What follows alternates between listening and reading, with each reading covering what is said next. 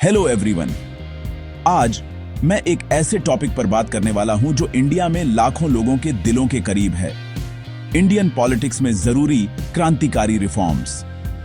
अब हम सिर्फ कुछ छोटे मोटे बदलावों की बात नहीं कर रहे हैं, हम ऐसे बड़े बदलावों की बात कर रहे हैं जो दुनिया के सबसे बड़े डेमोक्रेसी में डेमोक्रेसी को फिर से डिफाइन कर सकते हैं। सबसे पहले इलेक्शन रिफॉर्म्स।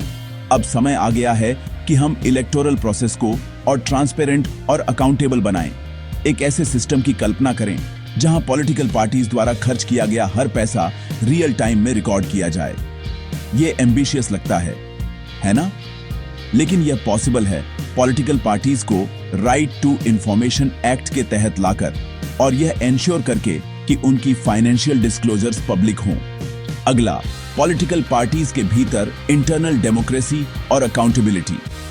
यह इंपॉर्टेंट है कि ये पार्टीज इंटरनली डेमोक्रेटिक हों, अपने रिप्रेजेंटेटिव्स के एनुअल रिव्यू के साथ। यह न केवल डेमोक्रेसी को स्ट्रेंथ करता है बल्कि लीडर्स को भी कंट्रोल में रखता है। अब यूथ के बारे में बात करते हैं। यंग जनरेशन इनोवेशन और चेंज की टॉर्च बियरर है। यंग और क्वालिफाइड इंडिविजुअल्स को लीडरशिप रोल्स लेने के लिए एनकरेज करके हम पॉलिटिक्स में नई एनर्जी भरते हैं। वन नेशन वन इलेक्शन का कॉन्सेप्ट एक और गेम चेंजर है। सभी इलेक्शन एक साथ कंडक्ट करने से वोटर पार्टिसिपेशन और पॉलिटिकल स्टेबिलिटी में काफी बढ़ोतरी हो सकती है। इसके अलावा इंस्टीट्यूशन ट्रांसपेरेंसी बहुत जरूरी है। पार्लियामेंट्री और असेंबली प्रोसीडिंग्स को पब्लिक करना ट्रस्ट बनाने और पब्लिक पार्टिसिपेशन एंश्योर करने की दिशा में एक कदम है। सोशियो इकोनॉमिक रिफॉर्म्स को न भूलें। सेक्युलरिज्म, सोशल हार्मनी, नेशनलिज्म और डेमोक्रेसी जैसे वैल्यूज को स्ट्रेंथ करने से बैलेंस्ड डेवलपमेंट एंश्योर होता है और सोशल इनइक्वालिटी कम होती है। राइट टू इंफॉर्मेशन और वीमेन एम्पावरमेंट भी पॉलिसी चेंज के लिए पावरफुल टूल्स हैं। अवेयरनेस मूवमेंट्स और फीमेल लीडरशिप को प्रमोट करके हम सिग्निफिकेंट पॉलिसी शिफ्ट्स ला सकते हैं। हिस्ट्री को देखें, इंडिया ने पहले भी सक्सेसफुल रिफॉर्म्स देखे हैं।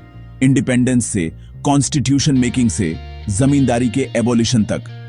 सोशल एक्टिविस्ट्स, साइंटिस्ट्स, एजुकेटर्स और वीमेन लीडर्स ने पॉजिटिव पॉलिटिकल चेंज के लिए फाउंडेशन रखी है।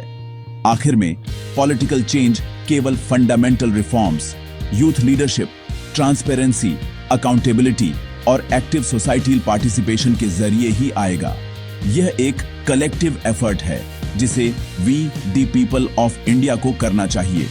ये रिफॉर्म्स सिर्फ कोरी कल्पना नहीं है, वे हमारी डेमोक्रेटिक प्रोसेस में फेथ, पार्टिसिपेशन और अकाउंटेबिलिटी को रिस्टोर करने का एक रोड मैप है।